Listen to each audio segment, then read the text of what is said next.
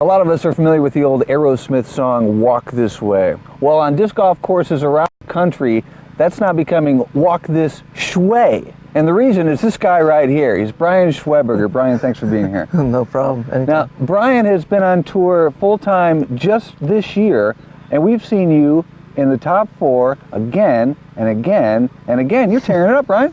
Yeah, I'm having a pretty good year. I never thought I'd be doing half this good. I just didn't have that high expectations, knowing all the caliber of competition that I've been coming up against every weekend. So I'm real happy. And the competition has only been getting stiffer and stiffer. Now, let's get back to how you started in the game. You know, how long you been playing? What got you started? Tell us about that. Oh, let's see. I started playing in February 1997, and my friend that I worked with on my regular job introduced the sport to me, and he beat me the very first round we played, and he hasn't beaten me since. It was like wildfire. I just caught on, just played constantly, just put in so many practice rounds. Everybody couldn't believe how quickly I improved my game. Did you have any previous experience playing ultimate or you know, catch with beach frisbees or anything like that? No, I'd played with a frisbee maybe once or twice in my life, but I played baseball and then I played tennis in college. So the tennis in college, a backhand is very similar to throwing a backhand in disc golf, so it was a pretty good transition period for me. When people first get involved in disc golf, it happens to so many of us, it happened to you. You just get that addiction, you know, you got to get out there and, you know, you play 5-6 rounds a day if you can get in. What is it about disc golf for you that keeps you coming back and keeps that passion so alive? Just the wanting to be better and just the will to compete all the time. I love competition. I live for it, and that's what really keeps me going.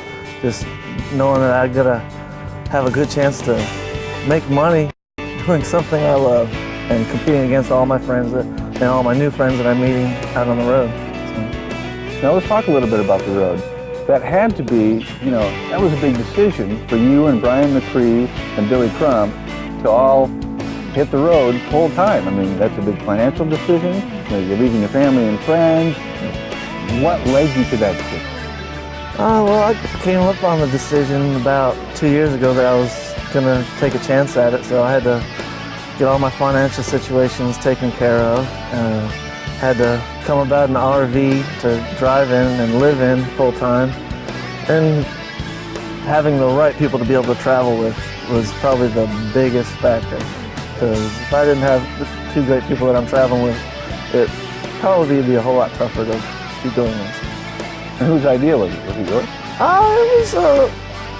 It was originally me and Brian, and then about a month before we left to go on tour, Billy Crump said he was very interested and he was going to be working for Innova, and we just took him up and hit the road. Tell us a little bit about what life is like on the road. What are you finding that you expected to find, and what are you finding that you never imagined you'd find? We've seen quite a few strange things, and we've come upon a couple rough areas. But we've seen some crazy animals on the road that you would never think you'd see in the United States. Saw some giraffes, saw some camels in Texas. I mean, we said, what in the world? Where are we at? In the middle of nowhere. And just, it's amazing. But, you saw giraffes on the side of the road? Just out in the field, yeah. It was amazing. It was crazy. But yeah, the tough times is Brian and Billy, they've had some trouble making some money every now and then, but they're bringing the games on, coming along real strong, and we're a lot better now. There's got to be a whole lot of pressure, you know, on you guys every week. You got to, you know, if you don't cash in the tournament, you didn't make any money that week. Yep. It definitely weighs on your mind. It definitely can. Well, let's talk a little bit about your game out on the course. It's clear to me, and I think a lot of other people, that you have an excellent mental game. Nothing, you know, seems to really shake you.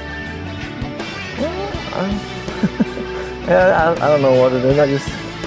if you can't be calm on the course, I don't play good with rage. I mean, some people do, and I don't think you should be able to play that way, but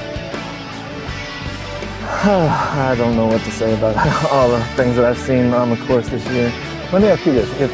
If someone else in your group is having a tough round and they're showing it, they're upset, how do you deal with that? How do you block that out?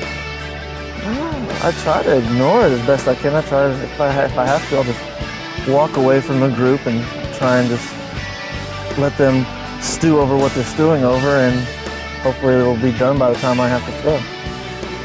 So I'm gonna try and buckle down on that a little bit and try and ball golf, you get out of control and you get fined. So I think that PDJ ought to start finding players for showing the tail.